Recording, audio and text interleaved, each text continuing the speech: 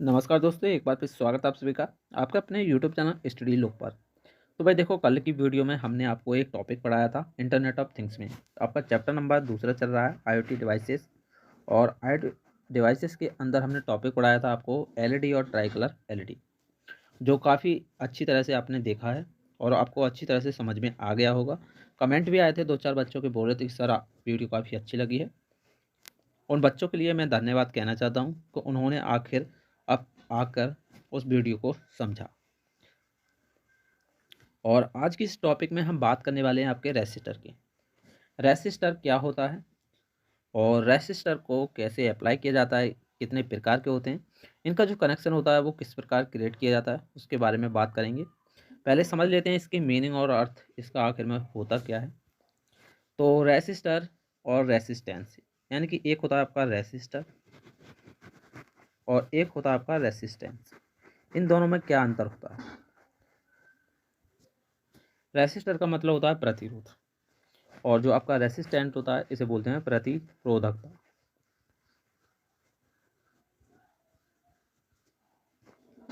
अब वही हम आपको यहाँ पर इसकी मीनिंग में बताने वाले हैं। यानी कि जो आपका रेसिस्टर होता है उसे हिंदी में प्रतिरोध कहा जाता है। यहाँ पर प्रतिरोध है, और ये जो आपका प्रतिरोध होता है वो एक इलेक्ट्रिकल या इलेक्ट्रॉनिक्स का पार्ट होता है, इसका एक हिस्सा होता है। इसको हम कुछ इस तरह से समझ सकते हैं, जैसे कि यहाँ पर मान लीजिए एक सब्सटेंस है, यानी कि कोई पदार्थ का गुण है जिसकी वजह से इलेक्ट्रिसिटी या इलेक्ट्रिकल करंट को उसमें बहने से रोका जाता है। यानी कि जो आपका रेसिस्टर होता है वो इलेक्ट्रिसिटी करंट को पास नहीं होने देता, उसके फ्लो में रुकावट डालता है एक तरह से। यहाँ पर आप समझ सकते हैं कि जो आपका रेसिस्टर होता है कुछ इस तरह से यहाँ पर लगा होता है और यहाँ पर ये सप्लाई होता है। ये आपका रेसिस्टर है। जब भी यहाँ पर करंट फ्लो किया जाता है तो ये उसमें रुकावट डालता है, ये इसका अर्थ होता है। पूरी डेफिनेशन क्या है इसकी बात कर लेते हैं। तो यहाँ पर रेसिस्टर एक पैसिव इलेक्ट्रिकल कंपोनेंट है जो कि रेसिस्टेंस क्रिएट करता है, यानी कि प्रतिरोधकता को बनाता है। इलेक्ट्रिसिटी यानी कि इलेक्ट्रिकल करंट या फिर इलेक्ट्रिक करंट के फ्लो में इन्हें आप आसानी से किसी भी इलेक्ट्रिकल नेटवर्क और इलेक्ट्रॉनिक सर्किट में देख सकते हैं। रेसिस्टेंस को ओम्स में मेजर किया जाता है, यानी कि इसका जो रेसिस्टर है इसका जो मात्रक होता है वो ओम होता है। ओम आपने देखा होगा, कुछ इस तरह का ये ओम होता है, मात्रक होता है, आपने फिजिक्स में पढ़ा होगा। और उस मात्रक में इसे मेजर किया जाता है, यानी कि मापा जाता है।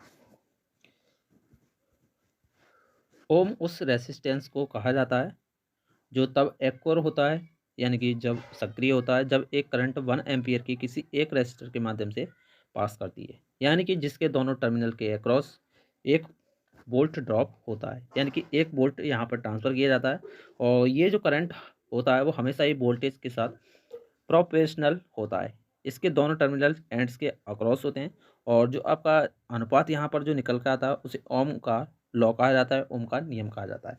ओम का नियम आपने बेसिकली पढ़ा होगा, आर बराबर बी बटे आई होता है। यहाँ पर जो आर है वो आपका रेसिस्टर है, यानी कि प्रतिरोध है, और जो आपका बी है वो विभव है, और जो आई है वो आपकी धारा है, यानी कि इलेक्ट्रिसिटी करंट। ये कुछ इसका सूत्र है, फॉर्मूला है। अब बात कर लेते हैं रेसिस्टर की खोज किसने की। अगर बात करें कि रेसिस्टर की खोज किसने की, तो वह एक वैज्ञानिक थे, ऑटिस बॉयकिन। ऑटिस बॉयकिन नाम के एक विद्यार्थी वैज्ञानिक थे जिन्होंने सन 1959 में रेसिस्टर की खोज की। और रेसिस्टर का इस्तेमाल बहुत सारे कार्यों में किया जाता है। कौन कौन से कार्य हैं उनके बारे में हम आगे बात करेंगे। जैसे कि यहाँ पर उदाहरण के रूप में मान सकते हैं, जैसे कि डीलिमिट इलेक्ट्रिकल करंट हो गया, आपका वोल्टेज डिवीजन हो गया, हीट जनरेशन हो गया, मैचिंग और लोडिंग सर्किट हो गए, कंट्रोल गेन करना हो गया, फिक्स टाइम कांस्टेंट हो गए। ये कमर्शली अवेलेबल होते हैं। और जो रेसिस्टेंस वैल्यूज़ के साथ जिसमें एक बड़ी रेंज की मैग्नीट्यूड को यह कवर कर सकते हैं, यानी कि करीब 9 ऑर्डर्स ऑफ मैग्नीट्यूड तक। साथ में इनका इस्तेमाल इलेक्ट्रिक ब्रेक्स के तौर पर किया जाता है, यानी कि इलेक्ट्रिक ब्रेक में, यानी कि एक तरीके से मान सकते हैं ब्रेक लगाना की मतलब अवरोध उत्पन्न करना। ट्रेन्स की काइनेटिक ऊर्जा को डिसिपेट करने के लिए या किसी इलेक्ट्रॉनिक्स के लिए उसकी छोटी से छोटी वैल्यू का भी इस्तेमाल किया जाता है। यानी कि जो आपका रेसिस्टर है, उस जो रेसिस्टर है वो काफ़ी सारी चीज़ों में यूज़ किया जाता है। अब यहाँ पर हम बात कर लेते हैं इसकी इकाई आखिर में क्या होती है। यूनिट ऑफ रेसिस्टेंस, यानी कि रेसिस्टर का यूनिट क्या है। तो भाई देखो, रेसिस्टेंस का यूनिट होता है ओम, मात्रक। और ओम का सिंबल कुछ इस तरह का होता है। अगर किसी कंडक्टर का रेजिस्टेंस 1 ओम होता है तो उसमें 1 एम्पियर का करंट जाता है जब इसके टर्मिनल में सप्लाई की जाती है। सिंबल आप यहाँ पर देख सकते हैं, ये इसका सिंबल है, ये आपका रेसिस्टर है और ये ओम का सिंबल है। और सूत्र होता है आपका V बराबर आई आर। आप इस सूत्र को कई बार तरीक़ों से लिख सकते हैं, यानी कि R बराबर V बटे आई लिख सकते हैं। उसके बाद सिंबल की बात की जाए रेसिस्टर की, तो एक रेसिस्टर ऐसा पैसिव इलेक्ट्रिकल कंपोनेंट होता है जिसकी प्राइमरी फंक्शन होती है, यानी कि प्राथमिक फंक्शन होती है और इलेक्ट्रिक करंट की फ्लो को लिमिट करता है। इसकी इंटरनेशनल आईईसी सिंबल होती है और एक रेक्टेंगल शेप होती है। वहीं इसकी ANSI स्टैंडर्ड बहुत ही कॉमन होती हैं, जो कि एक जिग जैग लाइन की तरह दिखाई देती हैं। यहाँ पर ये सिंबल है, आप देख सकते हैं। अब ये सिंबल कुछ जिग जैग लाइन की तरह ही दिखाई देते हैं। ये आप इसके सिंबल वगैरह यहाँ पर देख सकते हैं। जो ए वाला जो सिंबल है वो रेसिस्टर का है और जो बी वाला सिंबल है वो रियोस्टेट का है, वेरिएबल रेसिस्टर होता है आपका ये। और जो सी वाला है वो परसेंट मीटर का है। उसके बाद यहाँ पर जो आईईसी रेसिस्टर सिंबल है वो आपको यहाँ पर दिखाई देता है, जो आप यहाँ पर देख सकते हैं। उसके बाद यहाँ पर बात करें कि टाइप्स ऑफ रेसिस्टर, यानी कि रेसिस्टर कितने प्रकार के होते हैं, तो यहाँ पर हम आपको चित्र दिखाना चाहते हैं। इसकी सहायता से आप समझ सकते हैं कि रेसिस्टर कितने प्रकार के होते हैं। रेसिस्टर की बात की जाए तो रेसिस्टर को 2 भागों में डिवाइड किया जाता है। वो 2 भाग कौन कौन से होते हैं? एक तो होता है आपका लीनियर रेसिस्टर, रेखीय, और एक होता है नॉन लीनियर रेसिस्टर, यानी कि अरेखीय। अब यहाँ पर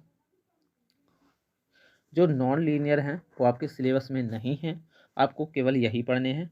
लीनियर रेसिस्टर ज़्यादातर यूज़ इन्हीं का किया जाता है। तो यहाँ पर जो लीनियर रेसिस्टर हैं वो आपको 2 भागों में बांटे गए हैं। वो कौन कौन से हैं? एक तो फिक्स्ड रेसिस्टर है और एक है वेरिएबल रेसिस्टर। इसमें कई सारे आपको देखने के लिए मिल जाएंगे, जैसे कि कार्बन कंपोजिशन हो गया, वायर बाउंड टाइप का हो गया, या थिक फिल्म रेसिस्टर हो गया, या फिर थिन फिल्म रेसिस्टर हो गया, पोटेंटोमीटर हो गया आपका, रियोस्ट हो गया, या ट्रिमिंग पोर्ट हो गया। ये रेसिस्टर हैं, इनके बारे में हम डिटेल्स पूर्वक आपको बताने वाले हैं। आखिर में क्या होते हैं, इनके यूज़ क्या वगैरह होते हैं, वो सारी जानकारी आपको दी जाएगी। बस आप वीडियो को शेयर कीजिए। तो यहाँ पर हम बात कर लेते हैं। तो रेसिस्टर यहाँ पर हमने 2 भागों में डिवाइड किए हैं। फिक्स्ड रेसिस्टर, यानी कि ये कुछ इस तरह का होता है, यानी कि इसमें जो प्रतिरोध है वो फिक्स रहता है, यानी कि इसमें प्रतिरोध चेंज नहीं होता है फिक्स वाले में। और जो वेरिएबल रेसिस्टर है इसमें आप प्रतिरोध को कम या ज़्यादा कर सकते हैं। फिक्स्ड रेसिस्टर या फिर कहें तो साधारण प्रतिरोध। फिक्स्ड रेसिस्टर यानी कि सिंपल प्रतिरोध, जो कि है इमेज में दिया है, आपने देखा होगा। आपने इसे किसी भी सर्किट में इसका फिक्स मान होता है, यानी कि वैल्यू होती है जहाँ पर फिक्स रेसिस्टेंस की ज़रूरत पड़ती है, इसे यूज़ करते हैं। और फिक्स्ड रेसिस्टर का एक प्रकार के लीनियर रेसिस्टर होते हैं, यानी कि ये लीनियर प्रकार के होते हैं। और जो आपके फिक्स्ड रेसिस्टर होते हैं उस रेसिस्टर को कहा जाता है जिनका मान फिक्स होता है। फिक्स रेसिस्टर का मान वेरिएबल रेसिस्टर की तरह बदला नहीं जाता, यानी कि इसमें कोई भी चेंजेस वगैरह नहीं किए जाते हैं। और ऐसा इसलिए होता है क्योंकि फिक्स्ड रेसिस्टर के मान को इसको बनाते समय निर्धारित कर दिया जाता है। अब फिक्स्ड रेसिस्टर आपके कई प्रकार के होते हैं, जैसे कि हमने चित्र में आपको बताया था। पहला प्रकार होता है आपका कार्बन कंपोजिशन रेसिस्टर। ये जो रेसिस्टर होता है काफ़ी आम होता है, यानी कि काफ़ी कुछ आम तरीके का दिखाई देता है। और इस तरह के रेसिस्टर को बनाना काफ़ी ज़्यादा इजी भी होता है, और जो इसकी कॉस्ट है वो काफ़ी ज़्यादा कम होती है। कार्बन कंपोजिशन रेसिस्टर मुख्यतः कार्बन क्लेस से बने होते हैं, यानी कि कार्बन से बने हुए होते हैं, जिनको प्लास्टिक के कवर से कवर किया जाता है। इस रेसिस्टर की लेड टीन वाले तांबे से बनी होती है। और इस तरह के रेसिस्टर का इस्तेमाल करने का मुख्य लाभ यही है कि यह काफ़ी आसानी से मिल जाते हैं और यह काफ़ी ज़्यादा सस्ते भी होते हैं। और यह बहुत टिकाऊ भी होते हैं। कार्बन कंपोजिशन रेसिस्टर को इस्तेमाल करने का नुकसान यही है कि तापमान के प्रति काफ़ी संवेदनशील होते हैं। इस तरह के रेसिस्टर में विद्युत करंट एक कार्बन पार्टिकल से दूसरे कार्बन पार्टिकल की तरफ पड़ता है, जिसकी वजह से ये कुछ विद्युत शोर को भी उत्पन्न करते हैं। अब यहाँ पर कार्बन कंपोजिशन फिक्स रेसिस्टर को सामान्यतः दानेदार या पाउडर वगैरह कार्बन तरीके का होता है। कुछ ग्रेफाइट को मिलाकर इसे बनाया जाता है और इस मिश्रण को एक छड़ के रूप में बनाया जाता है और इसके दोनों तरफ धातुओं की दो टोपें लगाई जाती हैं, टोपी वगैरह, कैप वगैरह जिसे बोलते हैं। और रेसिस्टर को सर्किट के साथ जोड़ने के लिए इसके दोनों छोरों पर एक कंडक्टर वायर भी लगाई जाती है। कुछ इस तरह से आप यहाँ पर देख सकते हैं, ये इसका डायग्राम है और जिससे कि आसानी से किसी भी सर्किट पर लगाया जा सके। और इन रेसिस्टर के ऊपर रेसिस्टर की रेसिस्टेंस वैल्यू के आधार पर कलर कोड भी किया जाता है। इस कलर कोड की मदद से आप किसी भी रेसिस्टर की वैल्यू को पता कर सकते हैं। ये इसका डायग्राम है। कलर कोड पेंट्स हो गया आपका, और ये रेसिस्टेंस मटेरियल होता है जो इसमें अंदर यूज़ किया जाता है, और ये आपका कलर कोड हो जाता है जिससे आप पहचान कर सकते हैं। और ये आपकी जो है वो मेटल लीड्स है जो रॉड तरह की है, और कुछ इस तरह के आपकी ये कार्बन कंपोजिशन रेजिस्टर दिखाई देते हैं। ये रेजिस्टर बहुत छोटे और सस्ते भी होते हैं जो किसी भी सर्किट में बहुत थोड़ी सी जगह ही लेते हैं, और यह रेजिस्टर अलग अलग रेंज में मिल जाते हैं। लेकिन यह रेजिस्टर बहुत कम स्टेबल होते हैं, यानी कि टिकाऊ नहीं होते हैं। मतलब इनको ऊपर तापमान का बहुत ज़्यादा प्रेशर होता है, यानी कि ये तापमान में आने से बहुत जल्दी नष्ट हो जाते हैं। अब बात कर लें इनके उपयोग की, तो कार्बन कंपोजिशन रेजिस्टर का उपयोग हाई फ्रिक्वेंसी एप्लीकेशंस में किया जाता है। इसका इस्तेमाल हाई वोल्टेज पावर सप्लाई में भी किया जाता है, और इसका उपयोग करंट लिमिटिंग सर्किटिंग में ही किया जाता है। उसके बाद आपका सेकंड है wire bound resistor. Wire bound resistor में मैग्नीन या कांस्टेटन की तार को इंसुलेटिंग मटेरियल के एक सिलेंडर के आसपास लपेट दिया जाता है। मैग्नीन और कांस्टेंटन का तापमान गुणांक जो होता है वो 0 रहता है, और जिस वजह से इन रेसिस्टर में तापमान के साथ रेसिस्टेंस परिवर्तन ना होने के बराबर होता है। इन रेसिस्टर की जो कीमत होती है वो कार्बन रेसिस्टर से काफ़ी ज़्यादा अधिक होती है, यानी कि उस कार्बन कंपोजिशन से काफ़ी ज़्यादा कॉस्टली होते हैं। और इन रेसिस्टर का प्रयोग उस समय किया जाता है जब कार्बन कंपोजिशन रेसिस्टर अपने सीमाओं की वजह से वो काम करना बंद कर देते हैं। कुछ इस तरह का होता है, और जो आपको यहाँ पर दिखाई दे रही है इसे बोलते हैं मेटल कोर, और जो बार आपको इसके ऊपर दिखाई दे रही है इसे बोलते हैं रेसिस्टिव वायर। इन रजिस्टर में इंसुलेटेड कोर और रॉड के चारों तरफ एक रेसिस्टिव वायर लपेटी जाती है, और यह वायर जो होती है ज़्यादातर टंगस्टन या मैग्नीन, नाइक्रोम या निकेल या क्रोमियम एलॉय की बनी होती हैं। और इन प्रतिरोधकों की इंसुलेटिंग कोर और जो रोड होती हैं वो चीनी मिट्टी के बर्तन, बैकेलाइट, प्रेस बांड, पेपर या सिरेमिक मिट्टी सामग्री के द्वारा बनाई जाती हैं, और ये प्रतिरोधक काफ़ी ज़्यादा महंगी होती हैं, और इन्हें किसी खास सर्किट में इस्तेमाल किया जाता है, जैसे कि यहाँ पर व्हीट स्टोन ब्रिज हो गया, आपने पढ़ा होगा व्हीट स्टोन सेतु। इन प्रतिरोध की जो रेंज होती है वो 2 वाट से लेकर 100 वाट से ज़्यादा होती है, और इन प्रतिरोध को ओमिक वैल्यू जो होती है वो 1 ओम से लेकर 200 के ओम तक या उससे भी ज़्यादा हो सकती है, और यह प्रतिरोध 350 डिग्री सेल्सियस तापमान भी सहन कर सकते हैं। और जो प्रतिरोध हैं कार्बन कंपोजिशन रेसिस्टर की तुलना में काफ़ी कम हद तक शोर मचाते हैं, और ये प्रतिरोध जो होते हैं डीसी और ऑडियो फ्रेक्वेंसी को भी इस्तेमाल किया जाता है। लेकिन इनकी कुछ हानि भी हैं, जैसे कि ये काफ़ी ज़्यादा महंगे भी होते हैं, और इन्हें हाई फ्रेक्वेंसी वाले उपकरण में इस्तेमाल नहीं किया जाता है। अब यहाँ पर इसके उपयोग की बात की जाए तो इस्तेमाल स्पेस और डिफेंस के कार्यों में किया जाता है, वोल्टेज और करंट को बैलेंस करने के लिए किया जाता है, और कंप्यूटर में भी इसका उपयोग किया जाता है। जब आप मदरबोर्ड देखेंगे कुछ इस तरह के आपको रेजिस्टर उसमें देखने के लिए मिल जाएंगे। उसके बाद है आपका थिन फिल्म रेसिस्टर। सभी थिन फिल्म प्रतिरोधक चीनी मिट्टी और प्रतिरोधी सामग्री द्वारा बनाए जाते हैं, और यह प्रतिरोधक भी आगे 2 श्रेणियों में डिवाइड किए गए हैं, जो हम आपको बताएंगे।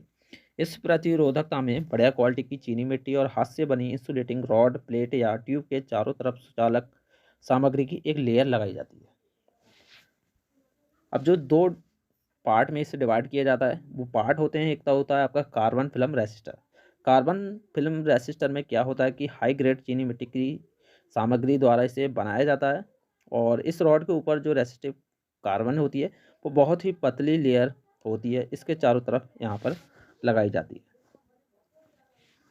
यहाँ पर ये आप देख सकते हैं, ये जो आपकी दिखाई दे रही हैं इन्हें बोलते हैं कनेक्टिंग लीड्स, और जो परत आपको यहाँ पर दिखाई दे रही है इसे बोलते हैं इंसुलेटिंग मटेरियल, और जो इसको आपको वायर की तरह यहाँ पर दिखाई दे रही है इसे बोलते हैं स्पाइरल ग्रोव। और जो आपको इसमें अंदर दिखाई दे रही है कुछ ट्रांसपेरेंट कलर जैसी, यानी कि कुछ बैकग्राउंड जब इरेज करते हैं कुछ उस तरह की रेसिस्टर फिल्म बोलते हैं इसे।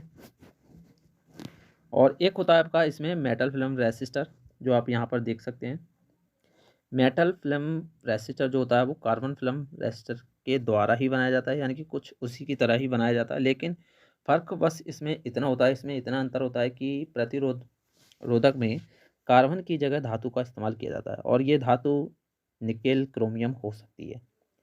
यह प्रतिरोधक बहुत छोटे और सस्ते और अच्छे से काम करने वाले होते हैं, और यह तापमान कम या ज़्यादा होने पर भी अपना काम बिल्कुल सही से करते हैं, और इनका जो शोर होता है वो काफ़ी ज़्यादा कम होता है। उसके बाद यहाँ पर थिक फिल्म रेसिस्टर की बात की जाए तो यह जो प्रतिरोध होते हैं वो कुछ थिन फिल्म रेसिस्टर की तरह ही बनाए जाते हैं, लेकिन इनमें दोनों में सिर्फ अंतर इतना है कि थिन फिल्म रेसिस्टर में कार्बन के लिए बहुत पतली लेयर लगाई जाती है, और जो थिक फिल्म रेसिस्टर होती है उसमें कार्बन की लेयर थोड़ी मोटी होती है, यानी कि जो लेयर होती है वो थोड़ी मोटी होती है, इसलिए इस प्रतिरोधक को थिक फिल्म रेसिस्टर कहा जाता है। और इसे आगे भी 3 श्रेणियों में बांटा गया है, जिस तरह यहाँ पर थिन को 2 श्रेणियों में बांटा गया था। यहाँ पर पहला श्रेणी है इसकी metal oxide resistor. Metal oxide resistor बनाने के लिए टिन क्लोराइड की लेयर को ऑक्सीडाइजिंग विधि द्वारा गर्म कांच की छड़ के रूप में ऊपर लगाया जाता है, जिससे मेटल ऑक्साइड रेसिस्टर बनता है, और ये प्रतिरोधक काफ़ी बड़ी रेंज तक के मिलते हैं, और ज़्यादातर तापमान भी बहुत अच्छे से काम करते हैं, और इन्हें ज़्यादा वोल्टेज वाली सर्किट में इस्तेमाल किया जाता है। उसके बाद यहाँ पर कैरमिट ऑक्साइड रेसिस्टर है। इसमें क्रेमिक इंसुलेशन सामग्री बनी होती है, लगी होती है, और जिसे कार्बन या मिश्र धातु की लेयर द्वारा कवर किया जाता है, और जिसे क्रेमिक धातु द्वारा जमा या फिक्स किया जाता है। क्रेमिक धातु को ही क्रेमेट कहते हैं, और यह प्रतिरोधक वर्गाकार और आयताकार होते हैं, और इन्हें सर्किट पर लगाने के लिए इनके नीचे पिंस दी जाती हैं, जिससे कि आसानी से किसी भी प्रिंटेड सर्किट में बोर्ड पर लगाई जा सके। यानी कि कुछ यहाँ पर लगाने के लिए इनमें कुछ पिन टाइप की यहाँ पर दी जाती हैं, और यह प्रतिरोध बहुत ज़्यादा तापमान पर भी सही तरह से वर्क करते हैं। कुछ इस तरह का ये आपका होता है। उसके बाद यहाँ पर एक और है आपका इसमें फ्यूजिबल रेसिस्टर, और यह प्रतिरोध वायर बाउंड रेसिस्टर की तरह ही होते हैं। जब किसी सर्किट की पावर रेटिंग या स्पेसिफाई वैल्यूज से ज़्यादा बढ़ती है तब यह प्रतिरोध फ्यूज्ड की तरह काम करते हैं, जैसे कि यह सर्किट को ब्रेक्स या ओपन कर देता है, इसलिए इस प्रतिरोधक को फ्यूजिबल रेसिस्टर कहा जाता है। फ्यूजिबल रेसिस्टर एक समय पर 2 काम कर सकता है। यह करंट के बहाव को भी कम करता है, और उसी समय एक फ्यूज़ की तरह भी वर्क करता है। उसके बाद है आपका वेरिएबल रेसिस्टर। जो आपके फिक्स्ड रेसिस्टर है वो समाप्त हो चुके हैं। उसके बाद यहाँ पर आ जाता है वेरिएबल रेसिस्टर। वेरिएबल रेसिस्टर इस तरह के रेसिस्टर रेसिस्टेंस को एडजस्ट कर सकते हैं, यानी कि कम ज़्यादा कर सकते हैं, यानी कि जो इनकी वैल्यू है उन्हें हम कम या ज़्यादा कर सकते हैं। हमें इनकी नोब को रोटेट करना होता है। आपने इसे ओल्ड टेलीविज़न में यूज़ किया होगा। वॉल्यूम कम ज़्यादा करने के लिए इस प्रकार के रेसिस्टर का रेसिस्टेंस मैक्सिमम या मिनिमम लिमिट में आता है। कुछ इस तरह से समझ लीजिए जैसे कि आप कोई वॉल्यूम चला रहे हैं। वेरिएबल रेसिस्टर एक ऐसा उपकरण होता है, एक ऐसा इंस्ट्रूमेंट होता है जिसके रेसिस्टेंस को इलेक्ट्रॉनिक सर्किट में अपनी ज़रूरत के अनुसार कम या ज़्यादा किया जा सकता है। इसका उपयोग 2 टर्मिनल के साथ साथ 3 टर्मिनल के तौर पर भी किया जाता है। मुख्यतः इसको 3 टर्मिनल के तौर पर इस्तेमाल किया जाता है और वेरिएबल रजिस्टर का उपयोग उपकरण के आसानकरण के लिए किया जाता है।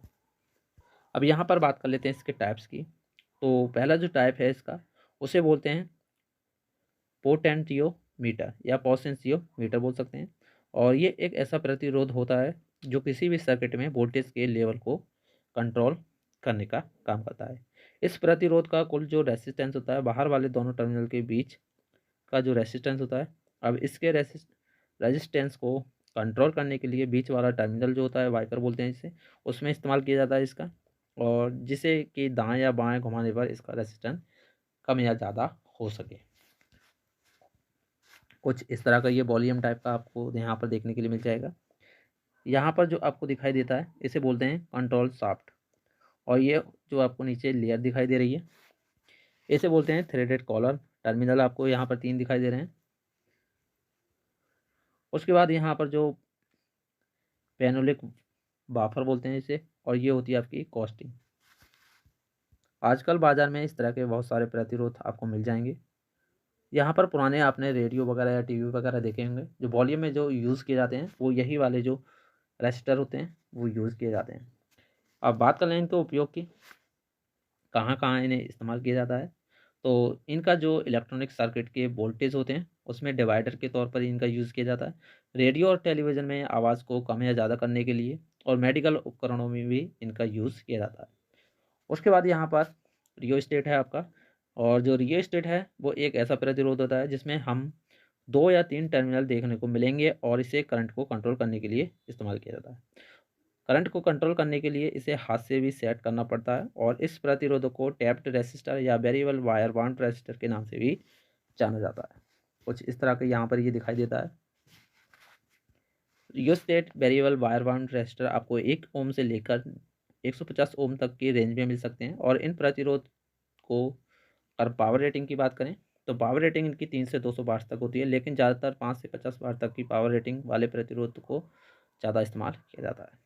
रियोस्टेट का उपयोग बात करें तो हाई वोल्टेज और करंट की ज़रूरत को चेक करने के लिए किया जाता है। प्रकाश की तीव्रता को बदलने के लिए इसका यूज़ किया जाता है। लाइट बल्ब में प्रवाहित हो रहे इलेक्ट्रिक करंट को बदलने के लिए किया जाता है।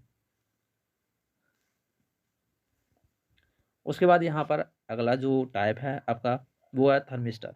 थर्मिस्टर शब्द जो है आपका वो थर्मल रेसिस्टर है। इस प्रकार के रेसिस्टर का मान तापमान के अनुसार परिवर्तन यानी कि चेंज होता रहता है, और अधिकांश थर्मिस्टर में नकारात्मक यानी कि निगेटिव तापमान गुणांक होता है, जिसका मतलब यह है कि तापमान बढ़ने के साथ साथ इसका रेसिस्टेंस नीचे की ओर गिरना शुरू हो जाता है। थर्मिस्टर सेमीकंडक्टर मटेरियल से बने होते हैं, और थर्मिस्टर की मदद से कुछ मेगा ओम तक का रेसिस्टेंस प्राप्त किया जा सकता है। थर्मिस्टर का इस्तेमाल छोटे छोटे तापमान के लिए परिवर्तन को मापने के लिए किया जाता है। और यूज़ की बात करें तो इसका यूज़ जो है वो विनिर्माण सुविधाओं में सर्किट ब्रेकर के तौर पर किया जाता है। अगर तापमान खतरनाक स्तर पर पहुंच जाता है तब इसका यूज़ किया जाता है। थर्मिस्टर की मदद से आप सर्किट को तोड़ दिया जाता है, और थर्मिस्टर का उपयोग अक्सर थर्मामीटर में भी किया जाता है। उसके बाद अगला है आपका ट्रिमर्स। ट्रिमर्स जो है वो अच्छे संचालन और एफिशिएंसी के लिए उसमें एक अतिरिक्त स्क्रू लगा दिया जाता है, जिसे ट्रिमर्स प्रतिरोधक के रूप में जाना जाता है। लेकिन जो आपका प्रतिरोधक होता है वो रेसिस्टेंस बदलने के लिए आपको पेंचकस की ज़रूरत पड़ती है। स्क्रू ड्राइवर जिसे आप बोलते हैं, उसकी मदद से प्रतिरोध को स्क्रू को घुमाया जाता है और इसके वर्किंग को चालू किया जाता है। अब यहाँ पर रेसिस्टर के उपयोग की बात कर लेते हैं कि रेसिस्टर का यूज़ कहाँ कहाँ किया। तो देखो भाई, ये इलेक्ट्रिकल कंपोनेंट है, तो ज़्यादातर इसका यूज़ इलेक्ट्रिकल में किया जाता है, जैसे कि सर्किट में करंट की लिमिट को कंट्रोल करना, या फिर बोल सकते हैं सर्किट में वोल्टेज को रिड्यूस करने के लिए भी इसका यूज़ किया जाता है। किसी भी इलेक्ट्रिकल सर्किट में या फिर किसी भी इलेक्ट्रिकल फैन में या अन्य किसी इलेक्ट्रिकल डिवाइस में इसका उपयोग किया जाता है टाइमिंग साइकिल को कंट्रोल करने के लिए।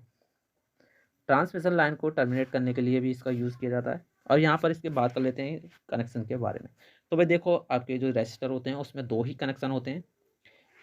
एक होता है आपका सीरीज वाइज कनेक्शन, और होता है आपका पैरेलल। दोनों आप यहाँ पर देख सकते हैं। जो आपका सीरीज होता है वो आप यहाँ पर ये डायग्राम देख सकते हैं, और इसका जो सूत्र निकाला है वो आप यहाँ पर देख सकते हैं। अगर आपने एक सर्किट में सभी रजिस्टर को क्रमबद्ध यानी कि क्रमानुसार सीरीज में लगा दिया है तो उनका जो रेसिस्टेंस होता है आपसे जोड़ने तो उन सभी प्रतिरोध का जो कुल रेसिस्टेंस आ जाएगा वो आपको देखने के लिए मिल जाएगा। पैरेलल में आप यहाँ पर देख सकते हैं कुछ इस तरह का इसका डायग्राम होता है, और पैरेलल में प्रतिरोध को समांतर अगर लगा दिया जाए तो इनका जो रेसिस्टेंस निकालने के लिए आपको ऊपर दिया गया फॉर्मूला है वो आपको लगाना पड़ेगा। तो ये आपका टॉपिक जो है वो कंप्लीट हो चुका है। पीडीएफ नोट्स आपको चैप्टर कंप्लीट होने के बाद दे दिए जाएंगे, यानी कि जो आपकी लेक्चर है उसके बाद आपको देखने के लिए मिल जाएंगे। आशा करते हैं वीडियो अगर आपको अच्छी लगे तो लाइक ज़रूर करना। वीडियो काफ़ी ज़्यादा लॉन्ग हो गई है। इसके बाद आपके 2 टॉपिक और बचे हैं इस चैप्टर में, एक वह है आपका ब्रेड बोर्ड और एक है आपका एक्चुएटर। जल्द ही आपको दोनों की वीडियो देखने के लिए मिलेंगी। चलिए आप चलते हैं, मिलेंगे अगली वीडियो में। धन्यवाद।